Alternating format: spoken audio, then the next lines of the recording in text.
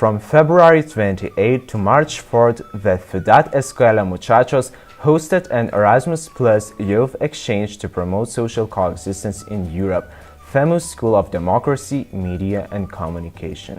During 5 days, participants from Italy, Lithuania and Spain learned together about CEMU's Citizen Game, a democratic practice for social and personal development. Our friends from Civitas Solis Association and Tavo Europa constituted to the international district and participated in our weekly assembly that is led by CEMU City Council. We have also produced show in the local station LGN Radio. We have visited the embassies of Italy and Lithuania. We were hosted by Javi Callejo in Telemadrid, and we stopped for a quick lunch of the best fried calamari in Madrid at El Brillante.